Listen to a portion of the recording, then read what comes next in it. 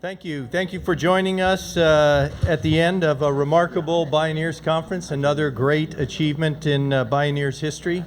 For those of you who've had the privilege of participating in this program, every year it stirs our passions, it opens our eyes and our minds, and it brings us together in really delightful ways that create the sense of community that carries us forward for change and for community in such remarkable ways.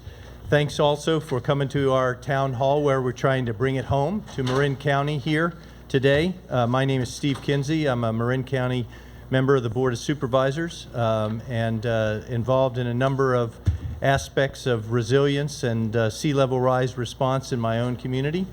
As I look around, I see so are many of you. So thank you for being here for our panel discussion and question and answer opportunities.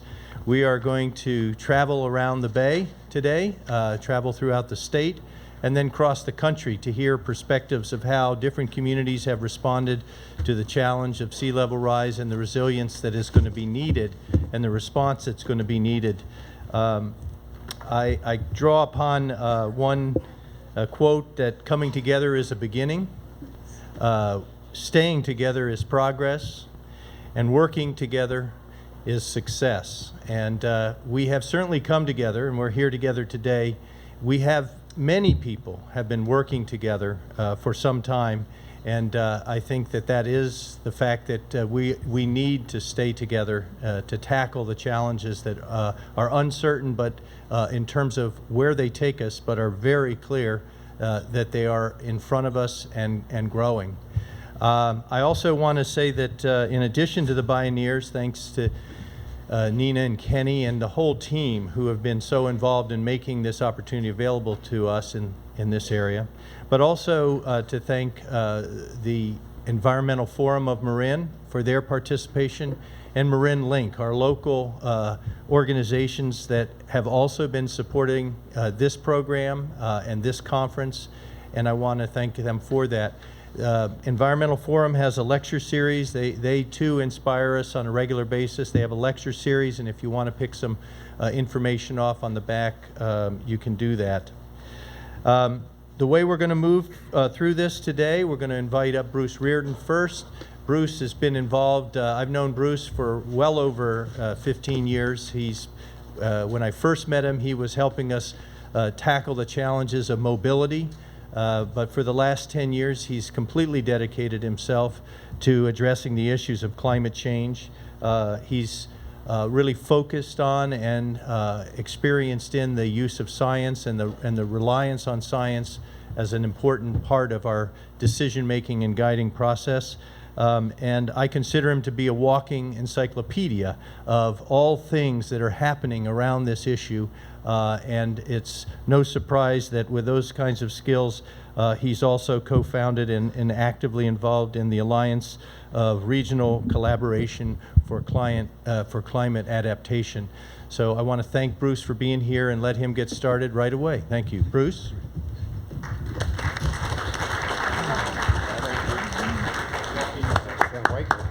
A walking encyclopedia. Okay, thanks, Steve. And thanks to all of you for being here. Anybody here in 1976 in the Bay Area and recognize this photo? For those of you that weren't, this is Interdependency. This was the water pipeline that was laid on the Richmond-Santa Fe Bridge during the last big drought in the 70s to bring water from the East Bay mud system to Marin, which had about 100 days left of water at that time. So you'll see interdependency as a theme as we go through here. I'm going to talk a little bit about, or quite a bit about climate adaptation and impacts. There are lots of terrific projects going on in the Bay Area, the 9-county region, and in California right now on the impacts of climate change, on how we prepare ourselves, our cities, our public health and all. How do we become more resilient in the face of increased heat, water shortages, sea level rise, extreme storms, new vectors. Los Angeles the other day had poisonous snakes on the beach that are from way down in the tropics that came up with, so things we can't imagine are going to come to our lives, and not just our kids' lives, our own lives. So there's a lot of good work going on. It's a massive challenge that we face here in the Bay Area on this and in California, but we're doing quite a few things to get started. There's quite a bit of hope. So I'm going to look at California first, quickly, on things that are relevant for our Bay Area region, and then look at the Bay Area. So California, as you probably know, is really leading the way in the country and in much of the world on emissions reduction, on that side of the climate equation. AB 32 that Schwarzenegger signed, our landmark bill, nearly 10 years ago, setting out goals for the state to reduce our emissions. The Pavley vehicle standards, which are now the national vehicle standards. SB 375 on transportation and land use. The renewable portfolio standard, which requires utilities to include renewables as a certain percentage of their portfolios. The cap and trade program that's kicking in now and not only helping to reduce emissions but generate it's going to be billions of dollars in revenue that can be used to reduce emissions in the state. And just lately, Brown just signed SB 350, which extends AB 32 in a couple of big areas, building energy and renewables to 2030 with new strong goals. And if you can see the little graph that I have here, we're doing this. It's a lot of work, but we're making progress. We are bending the curve on emissions in California, which we aren't elsewhere. We are bending the curve. We are headed towards our 2020 goal, and we are probably going to make that goal. Leadership has been really important to this, and leadership is going to be really important when we get to climate adaptation in a minute here. This is Governor Brown in a talk that he gave as part of a panel at the Vatican about 2 months ago.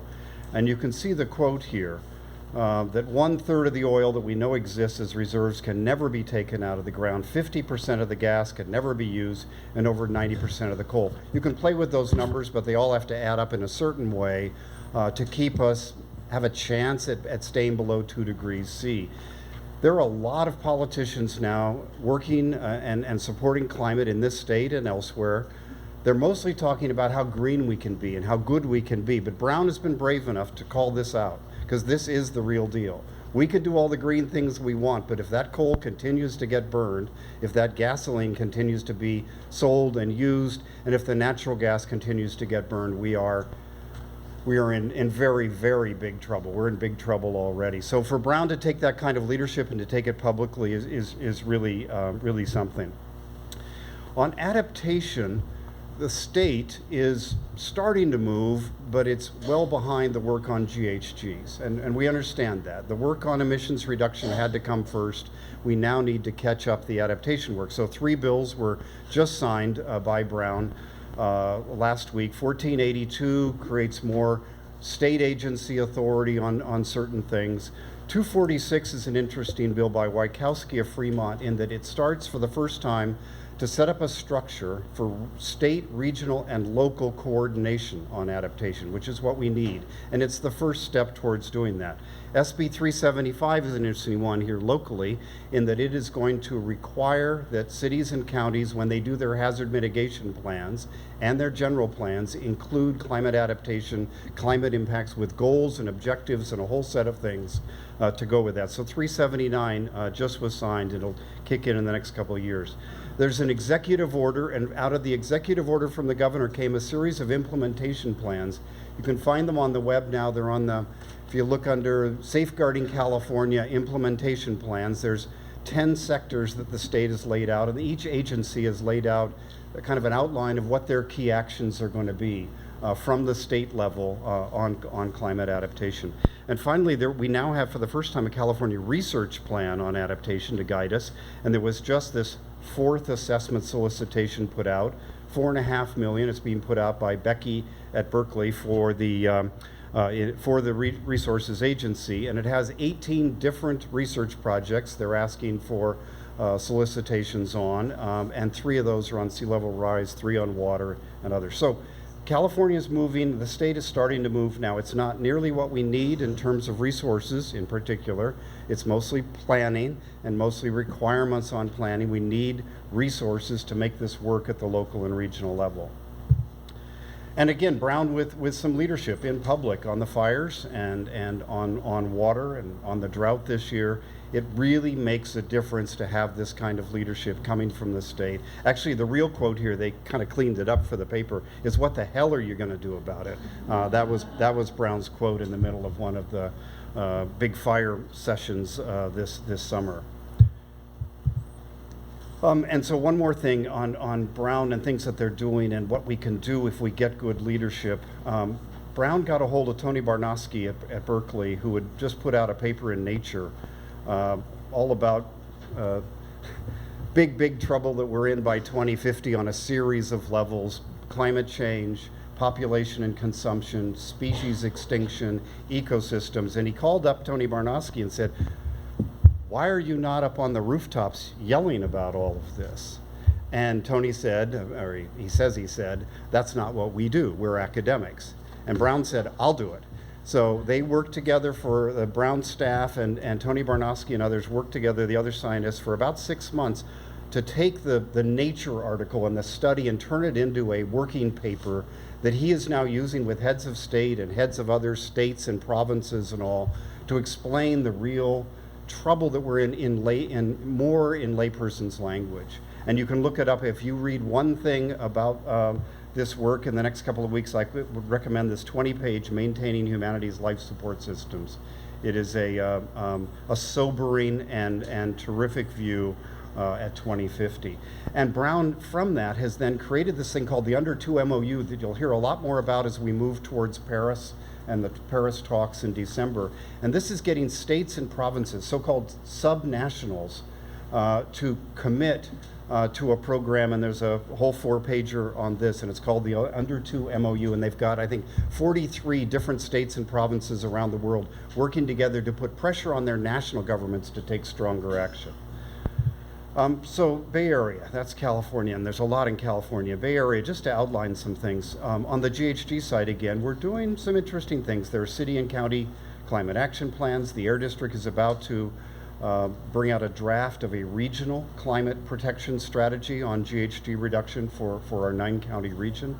We have a number of really models for the future that have started here in the Bay Area, and one right here, Marin Clean Energy, now replicated in Sonoma and hopefully soon in San Francisco and in other counties around the state, bringing clean energy to our homes and businesses in a big way. Sonoma Clean Power as well. We have Plan Bay Area and electric vehicle programs, both that are taking kind of two different sides of the transportation piece, which is our biggest sector here. So looking at the land use side and looking at the vehicle side as well. And things like the Marin Carbon Project, again, another fabulous model that others are looking at now and are looking at to replicate around the state. So we can do things locally here. They may not seem big in the realm of climate change globally, but they can be models for other cities and other counties and other states as we move forward. Adaptation. So that's the GHG side in the Bay Area. Adaptation. I'd say we're getting some substantial work going. The Bay Area water agencies, as you know, have all been working on the drought. Your agency here among the others, and we've been getting good results of reducing urban water use by about 30% here in the Bay Area. And the water agencies are starting to work more together on a variety of issues. The Bay Area, we have groups like the Bay Area Ecosystems Climate Change Consortium, which brings together about 30 or 40 groups working on ecosystems and climate change and brings them together to work towards common goals. We are starting at the CRI, a health department's climate change working group next week to bring the health departments together in a similar way. There's a Resilient Communities initiative that's based out of Oakland, but is starting to spread to now other cities and counties that are bringing together community-based organizations that are working with our more vulnerable populations to work together in the region and to work with the state on the very specific and serious issues in those communities from climate impacts. And you have things happening at the city and county level. Like I'll call out one. Silicon Valley 2.0 is a terrific project that was just finished up, a very detailed study of what's going to happen in Santa Clara County with climate impacts, and then a set of models and tools that cities can use to look at their own risks and infrastructure going forward. So a lot of really interesting stuff going on Bay Area adaptation. So since we're here to talk about sea level rise in particular, there's quite a bit of planning on sea level rise. We did in my previous job a survey of about 100 climate impacts or adaptation projects in the Bay Area. So these are assessments or they are pilot projects, and at least 30, 35 of those 100 are on sea level rise. So it's where we've had the most action, and for good reason here in the region. So I'll show off just a couple of the things that are happening regionally. The Adapting to Rising Tides program that started with a pilot project in the East Bay is now spreading to Contra Costa and to other counties. And if you look at their portfolio online, you can see all the lessons learned from the 9 or 10 art projects that have been done so far in the region and for other cities and counties to learn from. ABAG has a resilience program now, which has always been focused on earthquakes. Well, we're putting the two together. We're putting sea level rise and earthquakes together in many places, and ABAG and BCDC are working on this, because if you look at the maps of earthquake risk and inundation and sea level rise, and you look at maps of where we have kind of that jelly landfill, which we may be standing on right now, you find earthquake damage or earthquake risk and sea level rise risk together, and the maps are almost identical. So they're running a project, or they just did, is called Stronger Housing, Safer Communities, looking at housing and communities from both of those angles and bringing those two things together. And part of why they did it together, cities and counties told them, as regional agencies said, don't come and talk to us about earthquakes on Monday and have someone else come talk to us about sea level rise on Tuesday and somebody else about health on Wednesday. Start to work together and put these things together, because that's how they're affecting our communities. The Restoration Authority is one to keep your eye on. This is a little known authority in the region, but there's going to be a ballot measure probably next year with a parcel tax for the 9-county region to set aside millions of dollars to enhance and preserve wetlands, both for the ecological improvement and for the protection that we can get from wetlands and other kind of green infrastructure in terms of sea level rise. So that's something that'll be on the ballot either June or November next year. There's some really interesting new studies going on, some at Berkeley, Mark Stacy and Christina Hill, that we're working with at our Climate Readiness Institute, that'll help us going forward with both the physical properties of sea level rise and all, and also the governance issues and finance issues, because it's going to be a bigger problem than just what do we build and where. And finally, we have many, and I've only listed 3 here. We have a good 25 or 30 around the region, and Jack will talk about some of these for Marin, where we're doing very interesting assessments or pilot projects around sea level rise. And Hayward Shoreline, San Francisco, Siskiyou Creek, Palo Alto and East Palo Alto area, and the South Bay Salt Ponds are just 3 of the good examples. So last slide, the question for us is how we are going to do this as a region. It's going to have to be some magic combo that maybe we can talk about here as to how you bring local and regional together on this, because a lot of the planning has to be done locally. It's local needs, it's local conditions, it's local issues, but we've got to have, with sea level rise, a view that our bay that touches all 9 counties and over 50 cities, what you do here affects other counties, and what they do is going to affect you physically. It's going to affect what happens with water patterns and all. So these are 4 reports that are out recently. Surviving the Storm, these are all on the web. Surviving the Storm was Bay Area Council report on not sea level rise, but a big mega storm, a 500-year or 1,000-year storm like they just had in South Carolina. Unprecedented. We're going to have to strike that word from the vocabulary. This is about this kind of a storm hitting the Bay Area, and if you look at the damage that they listed county by county in modeling this storm, Marin is number 2 of the 9 counties in terms of damage from buildings and building contents that you would suffer from such a big storm. So Marin has quite a bit of risk from a storm because you've got both the coast and the bayside risk there. These other 3 have just come out, State of the Estuary, looking at indicators for our bay, Pulse of the Bay about water quality, and tomorrow, Monday, the Baylands and Climate Change report that's had 200 scientists and others working on it, all around our wetlands, our marshes, and how climate change is affecting and going to affect them. So the question really is, here again, I'll leave you with this, is how are we going to look at ourselves as Warner Chabot from SFEI said the other day, how do we become a more bay-focused region? We are the Bay Area, and yet most people have nothing to do with the bay other than driving over it or perhaps looking at it once in a while, most of us. How do we make this more of a focus of the region so we take care of it, so we do the kind of regional planning and local planning that we'll need? Thank you.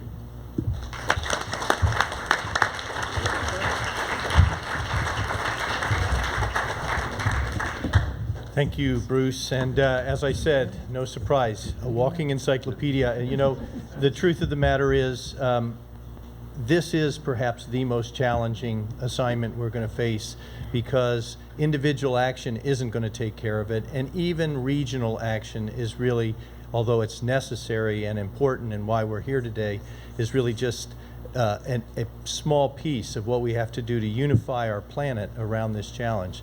I also think that Bruce made the point that you know, while we all identify ourselves as being from the Bay Area, the Bay is actually a separating topographical feature that has separated us and kept us apart and been very expensive to get around and through and over for a long time. And now we're going to have to find solutions that are unique to each community, that reflect the values of the community, the strengths of the community, but also contribute to the larger regional response.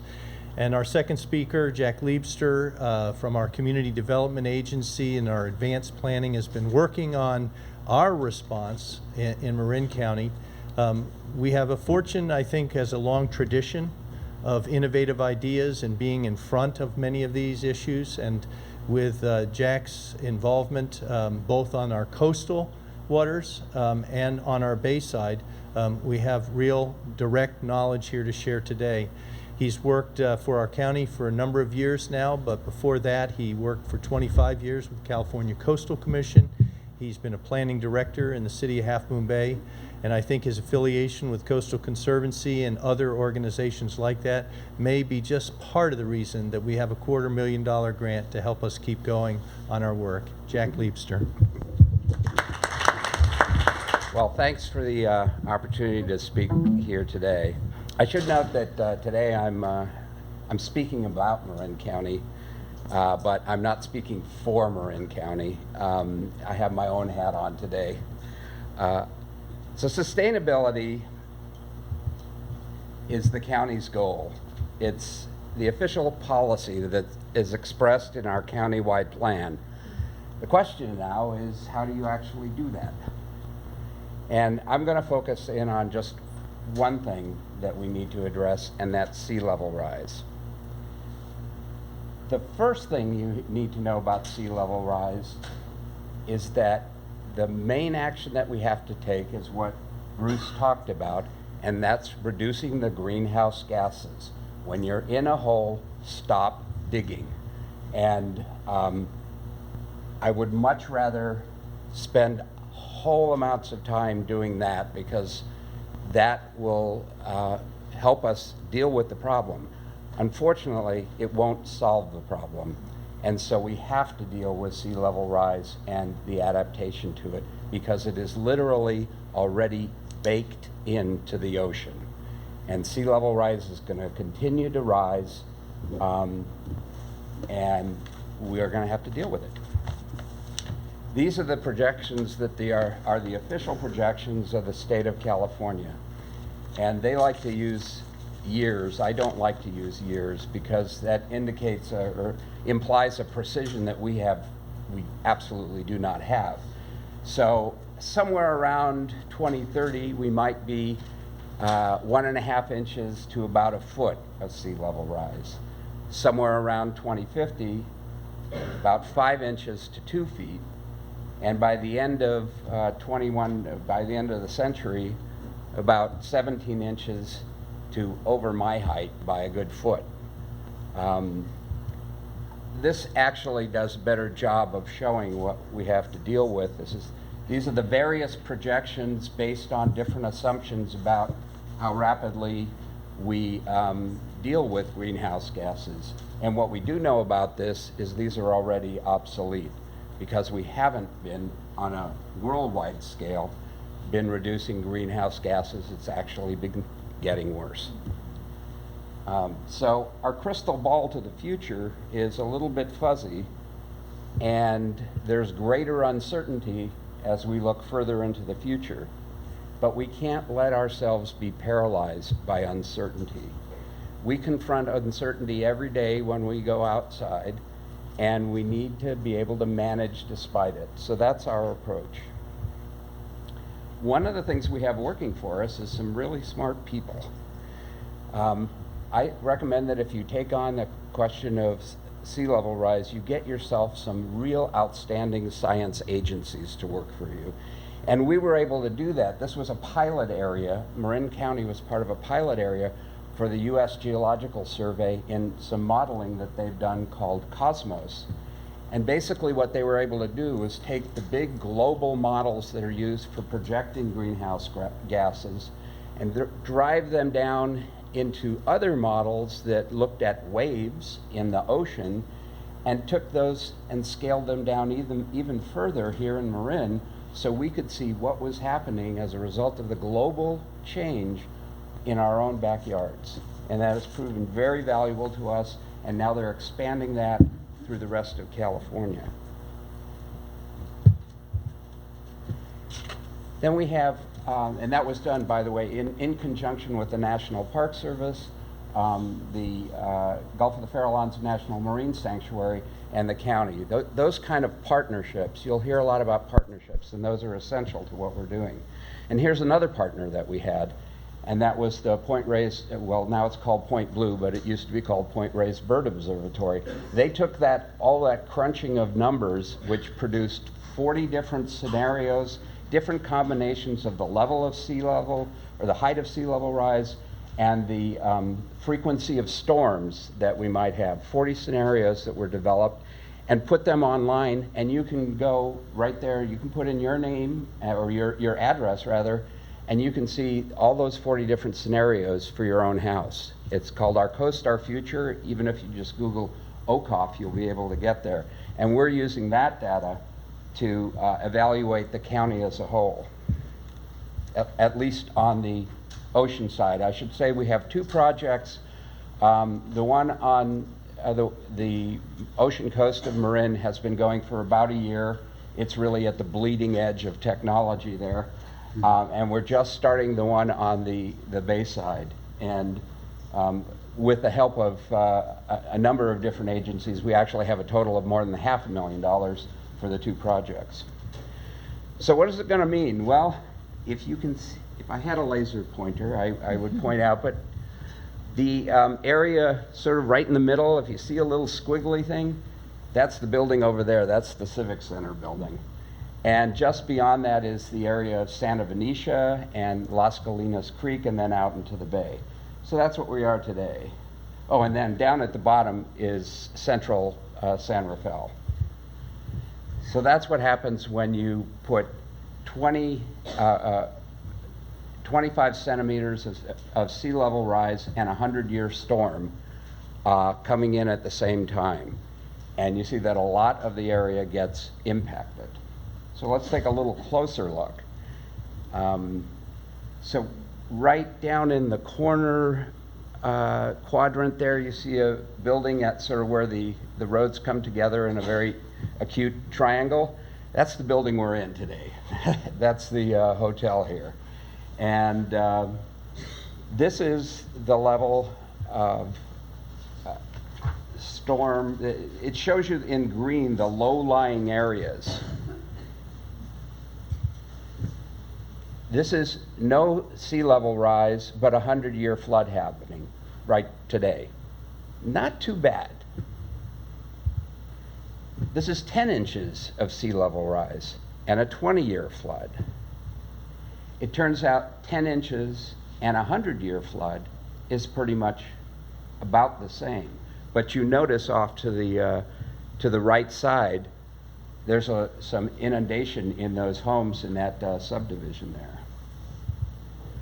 This is 10 inches and a 100-year flood. So the difference of 10 inches makes an area much more susceptible in today's world to the amount of exposure to flooding that you have. And this is similar in Stinson Beach. In the upper left corner, you have 25 centimeters of sea level rise, but no storm. In the upper right corner, 100 centimeters of sea level rise, which is about 50 inches, 48 inches or so, and no storm. But then look down in the lower left, and you have 25 centimeters of sea level rise and a 1-year storm. In other words, when I say a 100-year storm, means the average chance of it recurring in any year is 1%. And a 1-year storm, you're going to have that storm that year. So if you look at those and compare them, 100 centimeters of sea level rise has about and somewhat less impact than just 25 centimeters when a storm hits. And then if you look at 100 centimeters and just a 1-year storm, you've got big problems. So what we have is two separate problems that work together in a way that's not good for us. As sea level rises, you raise the level that storms, waves begin to come into the land. So you have to look at both of them. And actually, storms are more immediate problem, and then sea level rise plus storms are the problems that occur a little further out. So that's what the model shows you. But unfortunately, that being, as I said, the bleeding edge model, it didn't take into account two things. One is riverine, or the water that comes down from a creek or river during a rainstorm, which also happens to be the time that the waves are the biggest. And essentially, when the sea level rises, it creates a dam at the point where the river comes and meets the sea. So if you have 2 feet of sea level rise, you have a 2-foot dam, and the current models, Corps of Engineers, the FEMA models, all those things, the FEMA flood zones, don't take that into account. And when you have a dam, it's going to spread out more. So we're beginning to look at that with the best technicians that we can find here in the Bay Area, who happen to be the best in California. So that's one thing. But the other thing that happens is, because you have the ocean, more water hitting the land, it's going to eat away at the shoreline. And so that's what we call geomorphic change. So the model that we have now underestimates what the impacts of sea level rise are going to be, and we're trying to work to put that information back in. So this is the process. This is what's called adaptive management. That's how you deal with uncertainty.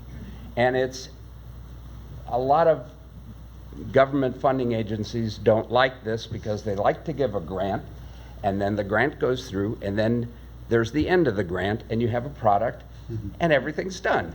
Well, that's not the way it's going to be in the future. We're starting at the top with evaluating the science. The areas in green is what we've already accomplished on the ocean coast. So I talked to you about science and modeling, and then I'll talk to you shortly about identifying assets, the things that we care about, like our homes, our hospitals, our schools, and then assessing the vulnerability. And this week we'll be putting a report out on the vulnerability of the ocean coast as one of our interim products in what's called our Sea Smart program. But then, what do you do about that? You need to evaluate the options that you have.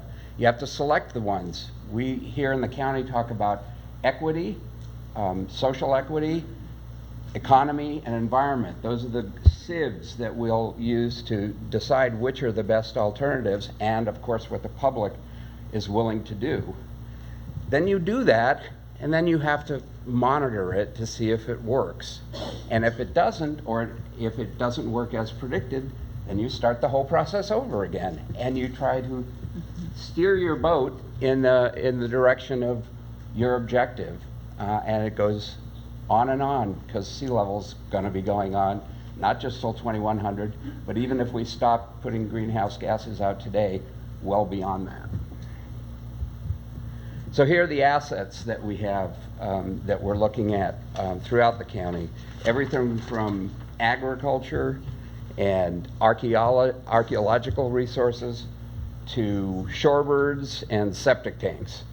So we've mapped all of these on the coast. We're going to begin to map them here on the bay side and see which of these are affected by, which of these are exposed. And one thing that we did is we know that the map is not the territory, so we involved both agency people and the people who would be affected to make sure that we were ground truthing the information, to make sure that it really was what's on the ground, and we did that through a number of public workshops. So this is what you get. Who's and what are going to get wet?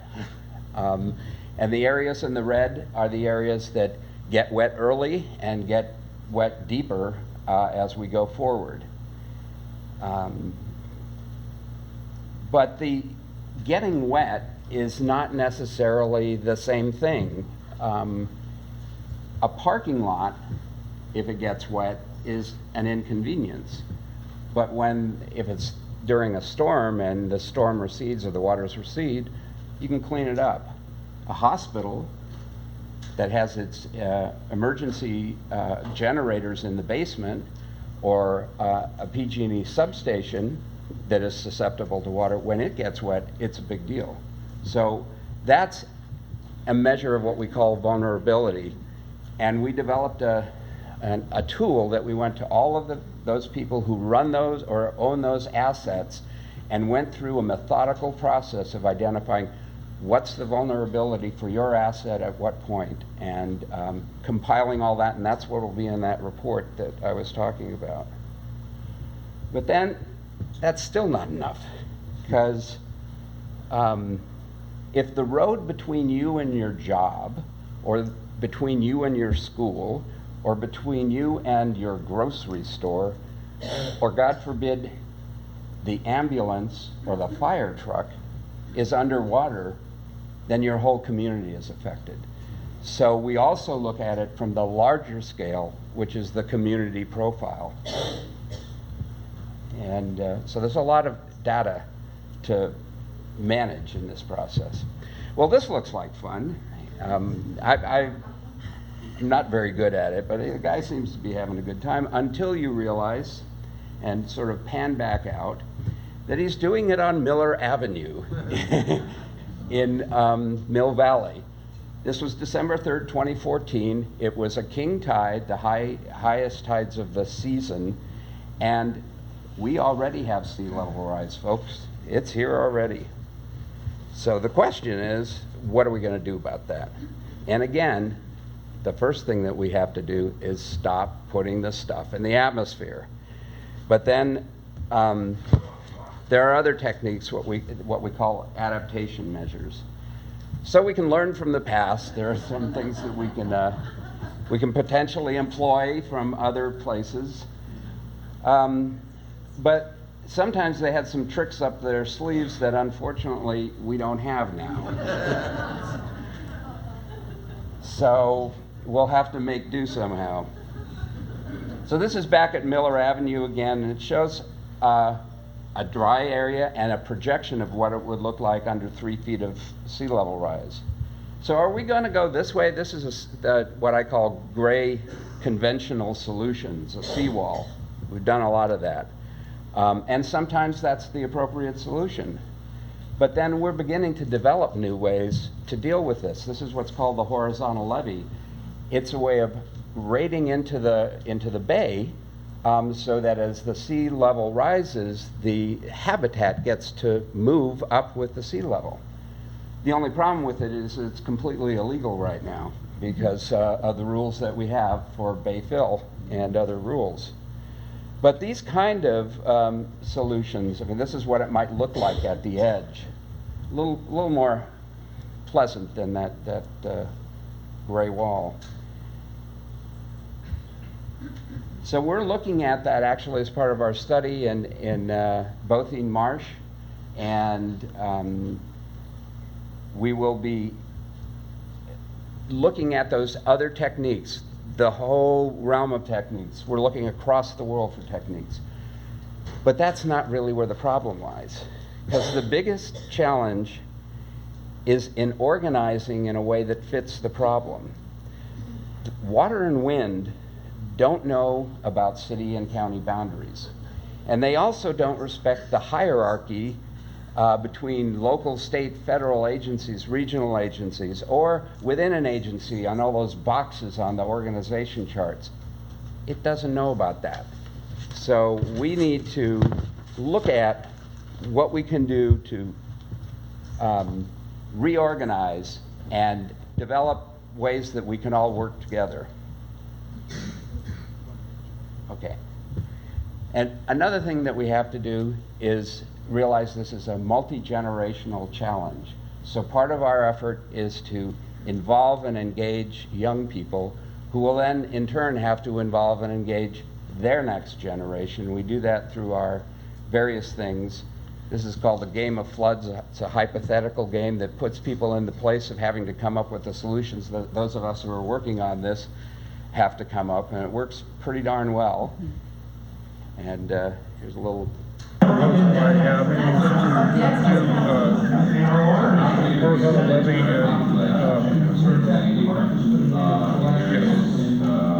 So people looked at this, they came up with alternatives, the chips that you see there, what adaptation measures do you use, and then we all talked about, look at that. Library, fire, egg, and housing. And it was really, really encouraging because people really got into the idea of the trade-offs that are there and how we have to sort of move our boundaries to do things. And we're going to have to listen actively, but listening isn't as much because people don't come to meetings anymore. They're too busy. We have to go where the people are, and so we're consulting with the experts on that here. You may see us at your door at any time. So these are the things that I leave you with, the rising seas. We need cooperation, we need collaboration, and we have to consider the cost of doing nothing. www.marinslr.org is our website. It covers both the two plans that we have there as well as the work that was done on the OWL, and it's a gateway to other areas. Join us. Thank you very much. Thank you, Jack. And, you know, I think one of the things that I've seen during the time that he and I have been working together on these issues is that the world is becoming much more aware of the challenge that we face. We have a shrinking population of climate change deniers, and just a few of them, mostly located in our Congress back in Washington. We're gonna be able to change that. I think what we see today is that we really clearly understand the risk and where the risks are going to be. And what Jack was pointing out is that we're now developing the tools of how to respond. And the responses are going to be different in different areas. There are some areas where we will have the room to be able to try new technologies and new techniques. There will be other areas where the resources or the constraints that we've developed historically are going to make it very difficult for us to retreat. And so we're going to have to make those choices together. The game that he showed you was one way for us to address that, but our next speaker is going to talk about a situation that was not a game. It was a reality. It was the Superstorm Sandy in New York City, and Amy Chester is the managing director of Rebuild by Design, which is really an innovative response to a situation that was very real, in which I think what we will hear from Amy is that our decisions, our choices need to be holistic, need to be integral, and no better place than a Bioneers conference to understand that we don't take our solutions piece at a time. We have to think about them in an integrated way. And so I'd like to invite Amy Chester to speak about what she has been doing in response to Superstorm Sandy and how that model could be applicable in other communities, including our own. So I think that, you know, there's no question that the rules that have been written are going to need to change. And one interesting example for the Bay Area where everything we've done up till now in some respects needs to almost reverse. For so many years we have talked about how we need to keep the sediment out of the water, that it has many detrimental aspects to our habitat and our wildlife. At this point in history, the bay is actually being starved of sediment. And so there are studies underway as to how we're going to be able to get sediment back into the bay so that as the sea levels rise, the wetlands and the uplands can migrate with them. So that's just one small example of how the universe is changing and we are going to need to respond to it. Amy? They're actually looking for a cord, so you can keep answering if you... I think maybe what we'll do while we're waiting is just take advantage of the fact that we're all here. I'll come over here with a question or comment, I think that because we want to be on the microphone for the folks, if people could stand at that microphone, and if you're going to start, Mr. Schombrun, then maybe you could stand behind him, and we'll take these two comments or questions, and then we'll be ready. Are you going to be ready at that point? Yeah, I think they're getting... There was an exceptional article in Bay Crossing about the billions of dollars of development along the Bay shoreline that are being processed right this moment. And the question that jurisdictions are not able to answer is how do we deal with this? It seems to me that the most obvious answer is to tell anybody proposing development along the bay that you're on your own. You choose the design standard and you are going to hold the liability for having that a viable asset. And if we don't do that, the public is going to get stuck with all kinds of new liabilities. Thank you. Yeah. My question is about adaptation and specifically key elements of the infrastructure Bay Area wide as well as in Marin, and specifically, if you just look at 101, right? If you're looking at key infrastructure elements that are built at or near sea level, what, if anything, is being done about 101 or SFO or Oakland Airport? Any update? Thank you. I'm going to ask Bruce to speak, and Jack certainly can speak as well. Sure, I'll stay out of Marin, but the SFO and Oakland Airports are both have been involved now for 2, 3, 4 years in assessments of the risk and what you can do. ABAG and BCDC have a project with Oakland Airport in that general area with Bay Farm, again looking both at earthquake damage to seawalls that are there that are protecting the airport, as well as inundation from sea level rise coming there. So there's quite a bit going on those two airports and on some of the other key infrastructure. Jack, you want to take 101?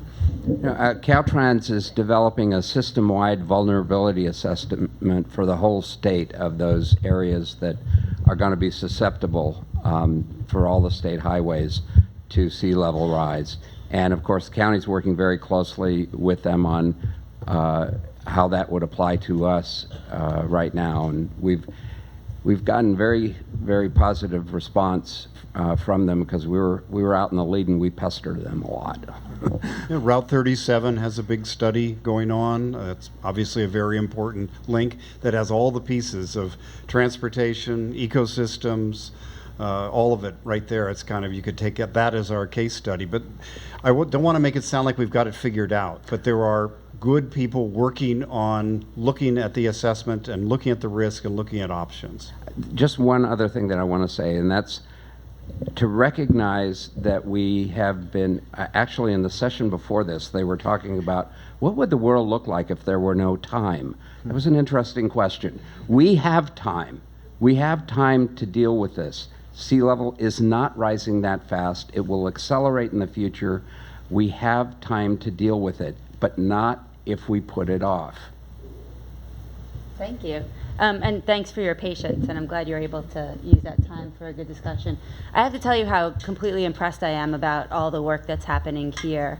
I hope you are too. I feel like your elected officials out here, your scientists, your academics have been thinking about this and are already in action, which is a really important piece here. You know, I'll just, for a side before I begin, I worked for Mayor Bloomberg for 5 years before I did this job. And I worked on Plan YC, which was the mayor's sustainability agenda. At the time, it was groundbreaking and, you know, yada, yada, yada. Never in a million years did we ever think that a storm like Hurricane Sandy could hit us. We thought about sea level rise as something that was in the future, something that we have, you know, a generation to plan for, but we never, ever thought that there would be water that is inundating our communities. And I think that that's something that's real, and it's something that, you know, we are now realizing with Katrina, with Sandy, with what's happening in South Carolina, with the floods outside of LA 2 days ago, that this is something that we need to start paying attention to. So just 3 years ago, you may remember Hurricane Sandy hit the Northeast United States. I'll give you some of the photos to remind you what that looked like, because it was the second costliest storm in US history. It was $65 billion next to Hurricane Katrina. 13 states were impacted, and 650,000 homes were damaged or destroyed. And you probably remember when the city went dark. And what it did is it unveiled the interdependent vulnerabilities across the region. And you touched on it a little bit, how important it is. And show that the physical resilience and social resilience is really interconnected. But we also needed time to think, and we didn't have time to think, because everybody wanted to build back exactly what was there before, because that's what happens in a storm. You want to go back to normal so quickly, but you really needed to create some time. So Rebuild by Design was launched. It was an initiative of the President's Hurricane Sandy Task Force. It was headed up by HUD. At the time, Secretary was Sean Donovan.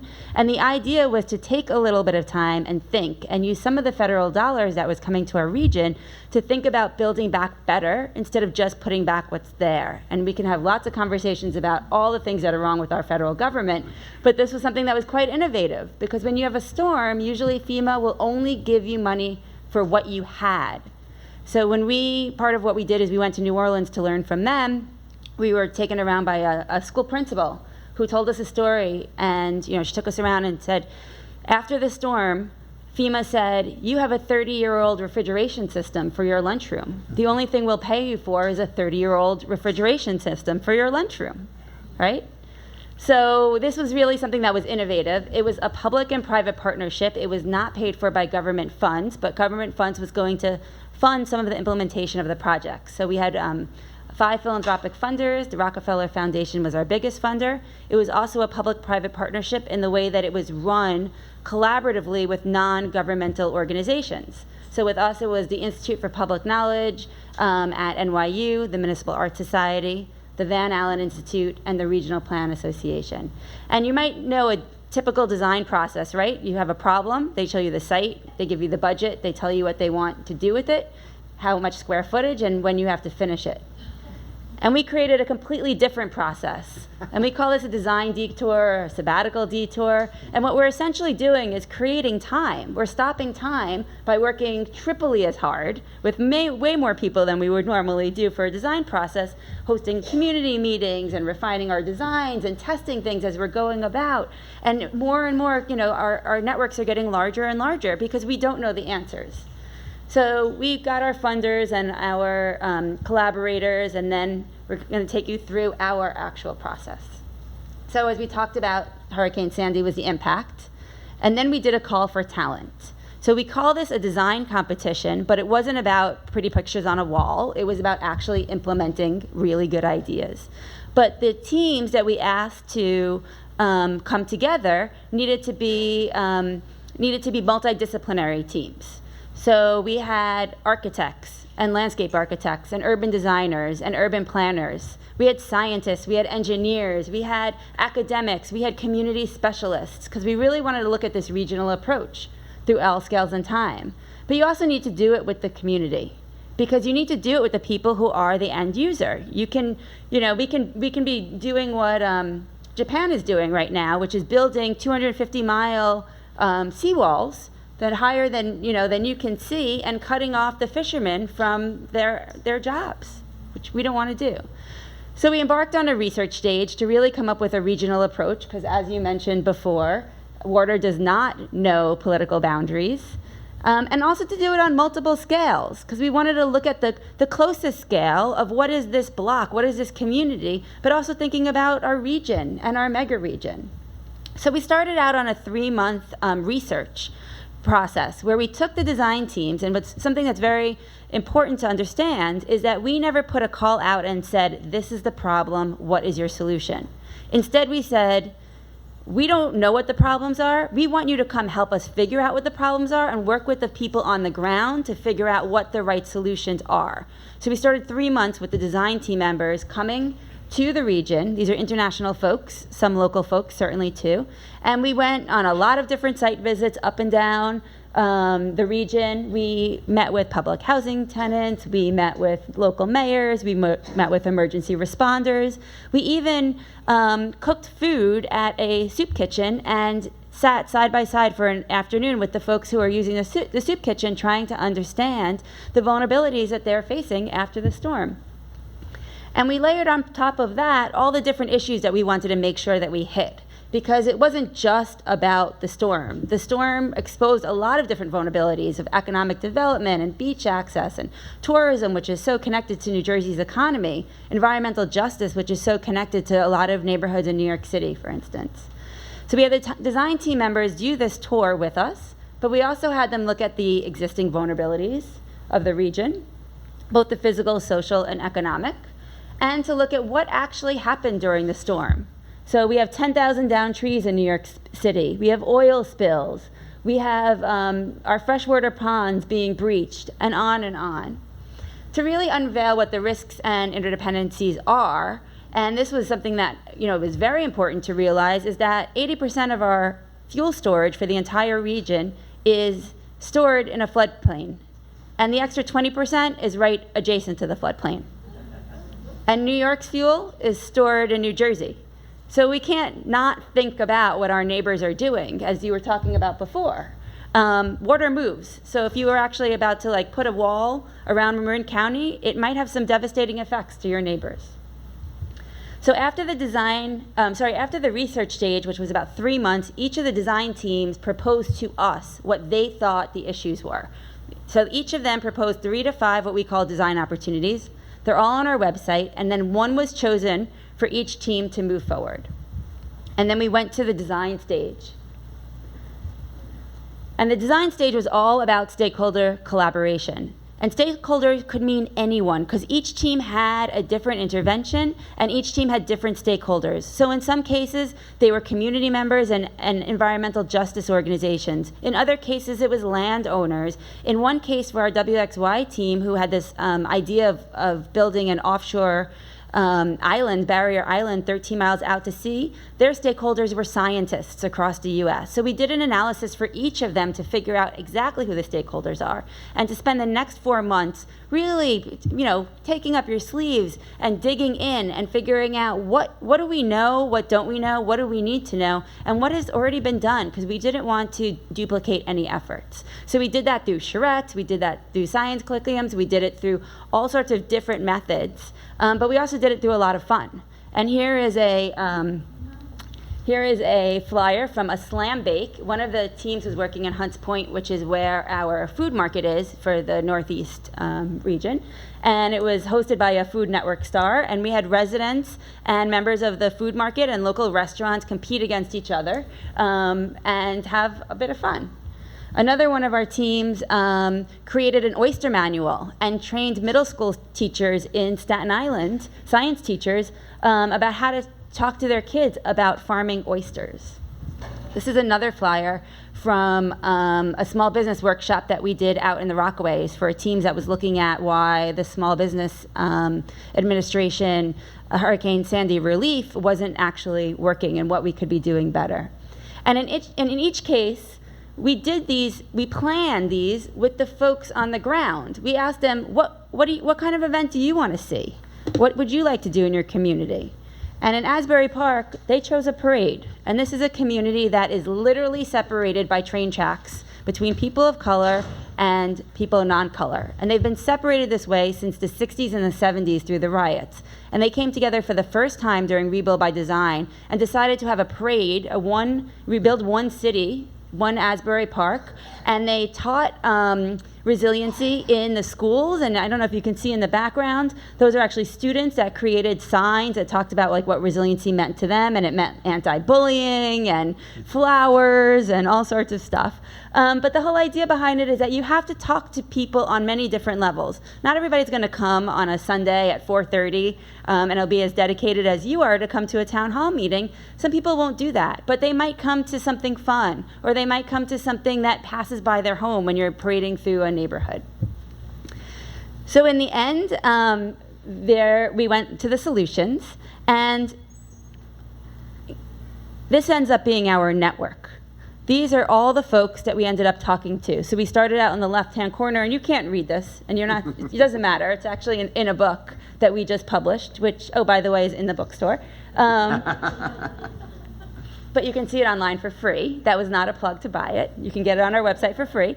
But essentially, it shows that the network kept getting larger and larger and larger as we were digging deeper and deeper.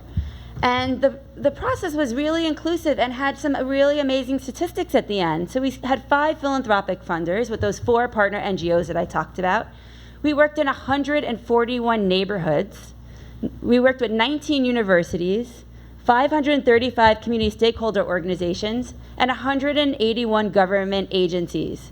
And it sounds crazy, it sounds like chaos, but it was controlled chaos, because when you have 10 teams that are doing this, and if you just divide each of them by 10, it starts realizing that, you know what, we can do this. You know, the team members had about 20 people in each team, and they looked at it in different ways. And we ended up with 10 projects, and the projects are actually on view in the exhibition hall, and I won't go into all of them. They are all amazing projects. They're, at the end of the competition, 6 of them were declared winners, and HUD allocated $930 million for the first phases of the projects. They're all being implemented right now. There's none of them that are stalled. So it's quite an amazing feat, and I think, you know, the reason why it happened is because of the folks on the ground, right? So the people in their neighborhoods feel invested in the projects. They're now going to hold the elected officials accountable. And the elected officials want to be held accountable because they have to make these tough choices to invest now in a long-term problem. So it's really a win-win for everybody. And we did a lot of thinking about what made us so different. Like, why did this work? And I talk about it being so easy, and I'm telling you, it was not easy. But what's different about this is we purposefully wanted to be interdisciplinary. We didn't think that anyone, not architects, not engineers, nobody had the right answers. You had to work together from those different perspectives. It had to be regional because water doesn't stop in one place. It had to be replicable, which is a very important piece of what we do. All of our designs, you can take it apart, and many of the ideas you can use in this region or other regions or other places in our region, the Sandy region. We wanted them to be implementable, and we defined implementable as having both community support and local government support.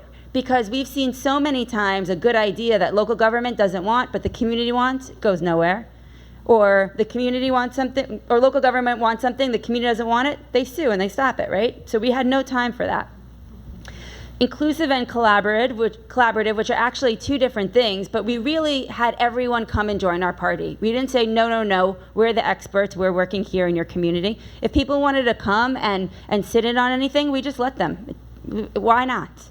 And all the plans were comprehensive. So they weren't just about water. These were plans that were about economic development, about green jobs, about public health, and they were all layered on top of one another because we can't just invest our government dollars that are so scarce right now in one issue. It needs to have multi-benefits. So at the end, we went through a formal evaluation by the Urban Institute. It was an independent evaluation from us. They did it on their own. And they saw that even though Rebuild by Design in itself was limited to the Sandy region, it has the potential to be transformational in the way disaster recovery efforts are designed, funded, and implemented at a broader scale in the U.S. And we were named, thank you. We actually, just last week, we got this incredible award. I don't remember exactly what it's called, but it was from the federal government, and it was the best, the most comprehensive competition of the last 5 years. So it was pretty big. And then, of course, we were named one of CNN's 10 best ideas of 2013, which was a complete surprise to us when it came out. We have inspired a lot of other processes that were now based on our process. So last year, President Barack Obama launched a national disaster resiliency competition. You may have heard of it. Now 67 localities who have had disasters in years 11, 12, and 13 are competing against each other. Their final information is due to HUD actually this month. I think it's in 2 more weeks. They are setting aside $1 billion to fund that. The Rockefeller Foundation, in partnership with USAID, developed the Global Partnership for Resilience in the Sahel and Africa and in Asia. And just about 2 weeks ago, we announced that Rebuild by Design is joining 100 resilient cities to bring our model to their network of cities globally. Just a few lessons learned for the Bay Area. Probably the biggest, and it's funny because you both touched on it, is that resiliency planning requires leadership. It is very hard because everyone is siloed. We are siloed vertically in different layers of government. We're siloed horizontally by different geographical barriers.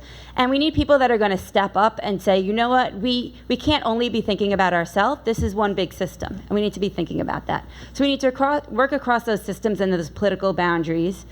And we can't be talking about the problems that we're having 20 years from now. When we talk about sea level rise or a 100-year storm in the year 2050, it means nothing to the people on the ground. But when you're talking about rethinking our communities in ways that will protect us from the future, but will also enhance our living spaces and address our public health and address economic issues, then communities are going to want that today. And we should be doing that today.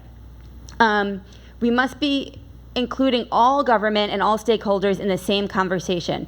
And that's the only way that we're going to have big ideas, is if everyone's on the table and chipping in their little pieces of the pie. And of course, to embrace the complexity, because this is not going to be easy.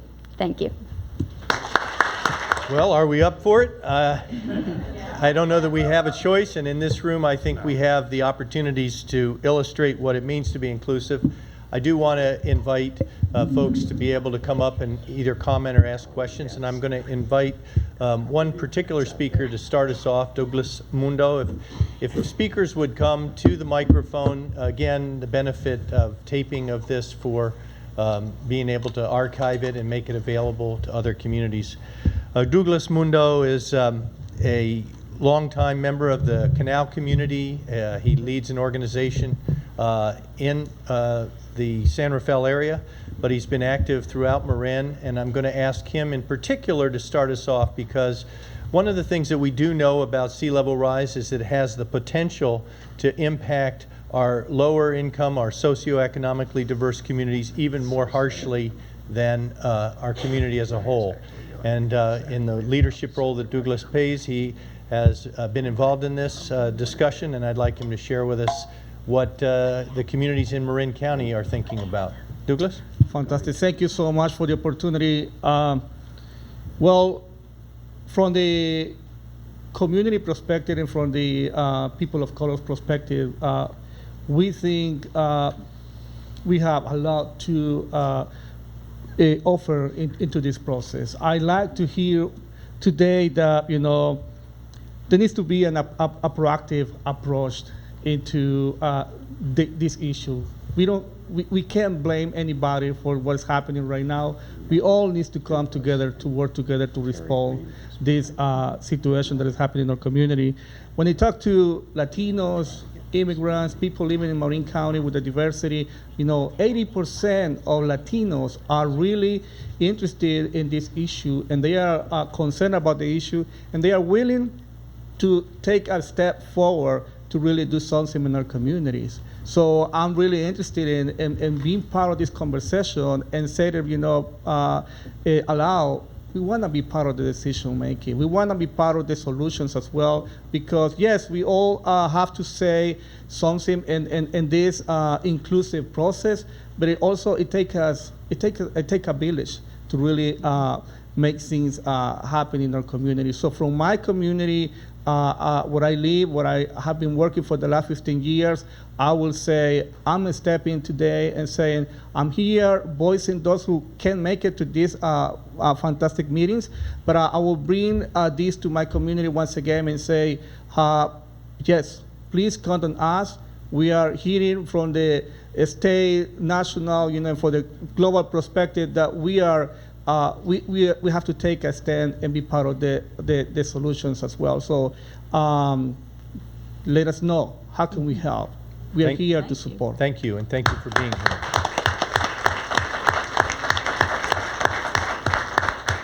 Somebody figured out there's a carpool lane over here, so please. Okay, am I on? Okay. So this is for you, Mr. Kinsey. If you're genuinely interested in climate change mitigation in Marin County, you know that community resilience is so very important, and that means supporting species diversity. And we haven't really heard a lot about that at this meeting. We've been talking about humans and what they can do. Why aren't you doing more or anything to support coho salmon, one of the last runs of this endangered species in Central California in the San Geronimo Valley, including supporting the streamside ordinance put forward by SPAWN, the Salmon Protection and Watershed Network? Thank you. Yeah. And I appreciate the question. It revolves around what we are doing in Marin County to protect and restore our treasured coho salmon population. The Lagunitas watershed is one of the last remaining watersheds in which the coho do spawn.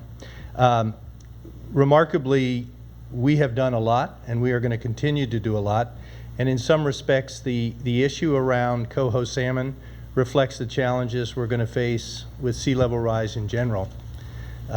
We have ordinances that say that anything that is new, that is built, needs to be kept far away from our riparian corridors. We protect it on our agricultural properties, where we're requiring and working with our ranchers to fence off the riparian and vegetated areas.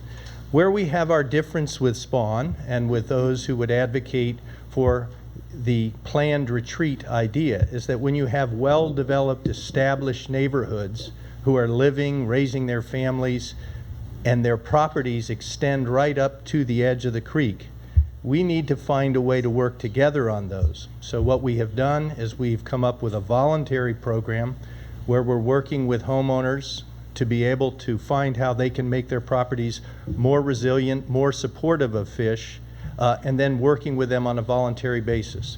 So we have our differences with some of our advocates, but Marin County has spent over $7 million in removing fish passage barriers under our roads, in reducing sediment, and in our salmon-bearing streams, sediment still is a major problem, and in looking at an ordinance that includes the whole community. And I think that what we've heard today is that we can't solve these larger problems one point of view at a time. They need to be solved in an inclusive and a comprehensive way. Thank you. Thank you. Hi, I'm Hannah Duras. I'm founder of Earth Day Marin, and I'm here in support of the Shore Up Marin Coalition. So Douglas Mundo and Terry Green, who is here. So I just wanted to say, first of all, thank you to everybody who's been presenting today for your leadership around sea level rise and resiliency. Also thank you to Supervisor Sears and Leslie Alden here, and everybody else here who has been working on the issue. I think we have a lot to learn from what Amy Chester has brought here today. And I think we have really great opportunities to really come together. And it's been a total blessing for me to work on Shore Up Marin. Shore Up Marin is an organization that tries to bring together people across race and class, and is focusing in our underserved communities to plan for sea level rise. And basically, we're really trying to promote an inclusive approach where nobody is left behind. And the same thing around emergency preparedness and also flooding. And we see all these things nexusing together, because really the problems of today just get bigger and bigger and bigger as we move further into a climate disruption world. So the people in these communities understand that, and I will, Douglas has spoken and Terry will speak to that, but I think I want to just speak as a white person for a minute here and say that and I think that a lot of us who are not in a more impacted community and who are not right on the water really have a lot to learn from those who are, and a lot of benefit to working in collaboration with those who are, because we share one infrastructure, and that infrastructure really suffers and it hurts all of us. And when we wait, or we just don't know by virtue of not having relationship with people in other parts of our community, we just don't know what's going on there. And then it just goes on and on and on, and before you know it, you can't drive down 101. But if we address these problems and we really work together and we really listen to the community and we hear what's going on, then things maybe wouldn't get that far. But you know, it's been really hard because we haven't been living in a climate context, and things are different now, and we have to start viewing things through the lens of climate, and we have to start viewing things through the lens of a greater, building a more equal world. So I hope that everybody will come together around that. Thank you. Thank you. Let's go over here. We'll go back and forth. Yes. I echo my thank you to all of you. Thank you, Supervisor Kinsey, and everyone that is involved in adaptation resiliency. My name is Barbara Wilson. I'm secretary of the Marin chapter of Citizens Climate Lobby. This is a bald-faced appeal. We are part of the Stop Digging Brigade. We work at the federal level. We're working on passing a carbon fee and dividend, all of the money being returned to all of our people. And we do have some great news. The Gibson resolution, I'm not sure if anybody here is aware of what happened on September 17th in Congress. I know Congress is in chaos right now, but in the midst of it, there's some really golden things that are happening, and Citizens Climate Lobby and the Quakers help to bring about what is called in political terms, the jailbreak. 10 Republican congresspeople have called for action on human-caused climate change. I bet you didn't know that. Congratulations. So if you like, Yeah. if you like hearing that kind of news and you want to hear more of it, all we're requesting that you do is go to www.citizensclimatelobby.org and just register your support. Thanks so much for your time. Thank you. My name is Terry Green, and this has been one of the most awesome conferences I've been to in years. All right. My first Bioneers conference, and it's just really, I'm telling everybody about it. It's really been awesome. But listen, this spring we had something unique to happen to us in Marin City, and I am a part of Shore Up. And that is that Highway 101 was shut down not once, but twice. You couldn't get in Marin City and you couldn't get out of Marin City. We only have one way in and one way out. Major flooding took place. Yes, it was a storm as well as it was a high tide. Those two coming together, it brings turmoil into our neighborhoods. Our school children couldn't get in Marin City. Those that live in Marin City couldn't get out of Marin City. Matter of fact, one of our major fire trucks could not get out due to the flooding. The buses were shut down. Our seniors were panicking, especially those that are disabled and have to rely on oxygen to live. Many issues came up. First of all, medical issues. What happens when you don't have the medical services? Food access issues. We don't have a grocery store in our community. Lack of major emergency preparation. We're talking now about the fact that we have to have an emergency council. We need to have a disaster or emergency plan. We don't have that in Marin City. We don't have the communications plan. Matter of fact, when it comes to first responders, we look at our sheriffs, we look at our fire department, and we say, well, we have first responders. But they've said to us repeatedly, chances are, we won't be in town. We don't have any training. Well, we have about 2 or 3. train community first responders. We have to be in a position where we are participating in what goes on. You know, Douglas talked about the fact that we want to be a part, as well as Sandy. I'm here because we all want to be a part of any planning, of any solution making. There are a few of us that have been going around trying to get as much training as quick as we can. I've been involved with this only for the last year and a half. It's a mind blower because my plate is, I do a lot of things. You do. But this one I'm definitely committed to. Change has to happen, not only for the Marin City community, but all of Marin and all of the Bay. We have to do it collectively. Thank you. Thank you, Terry.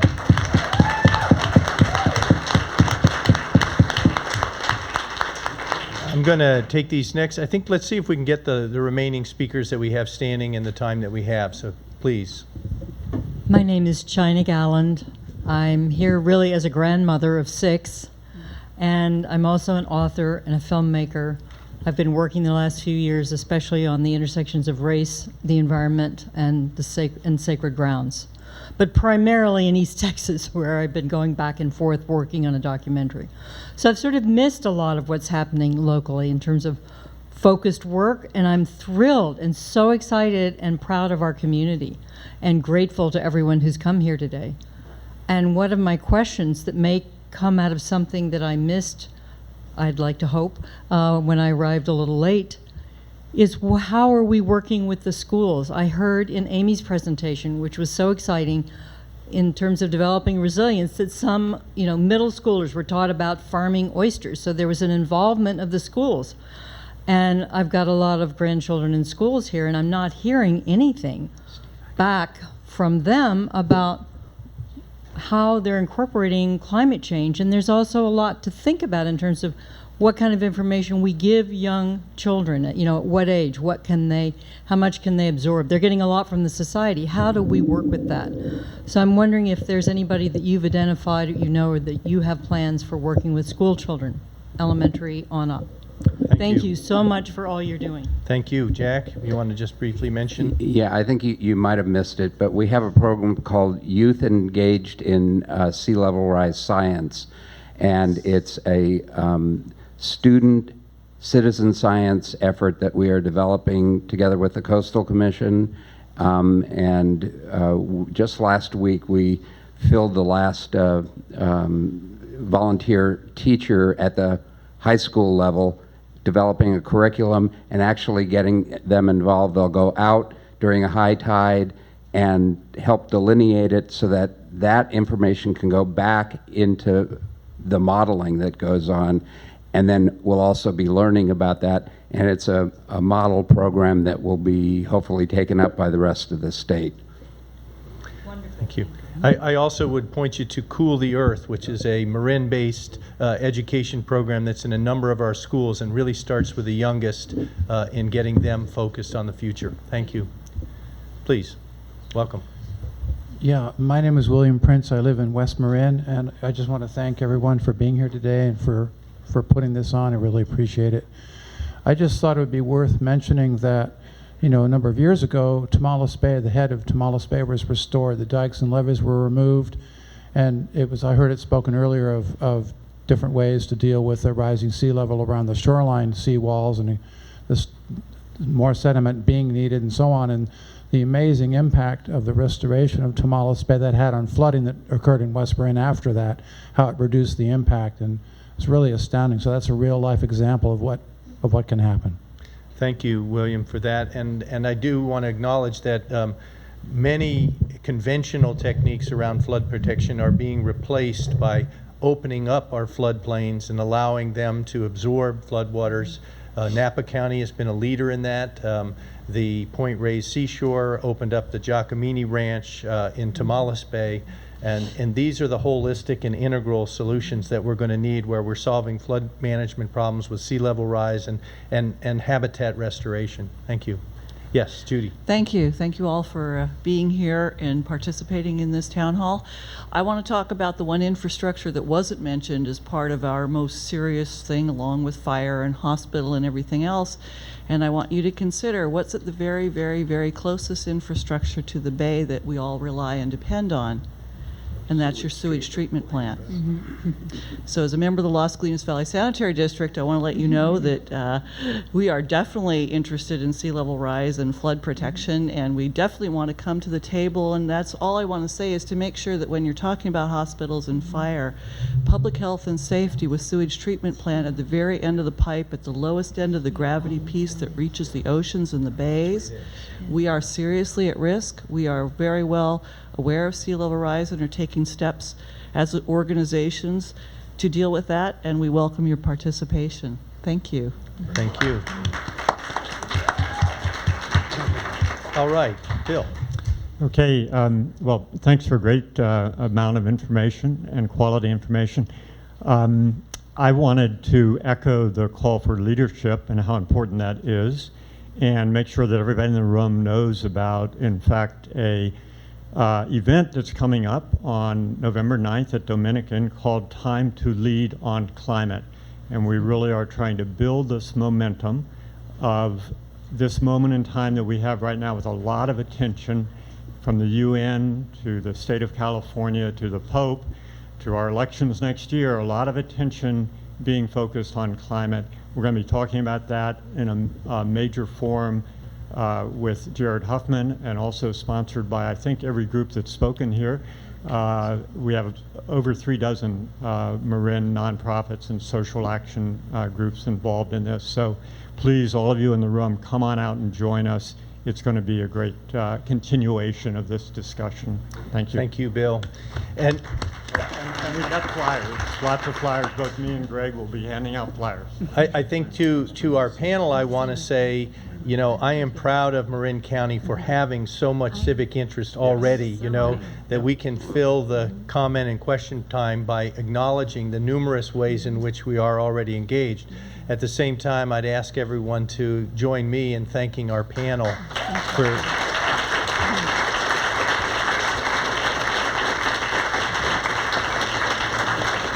and I hope that in concert with Bioneers, we've convinced Amy that she can be a cross-nation advocate on behalf of resilient communities. Thanks for being with us all. They're coming to the Bay Area. She did. We are. We're working with a lot of agencies and governments in around the 9 counties of the Bay Area to try and replicate our process for disaster prevention. So. Right. Thank you. And watch this space. I'm going to also point you, if you're interested, the Marin County Board of Supervisors is taking up our climate action plan this month at an upcoming board workshop. Thank you very much for being with us today. Enjoy your weekend.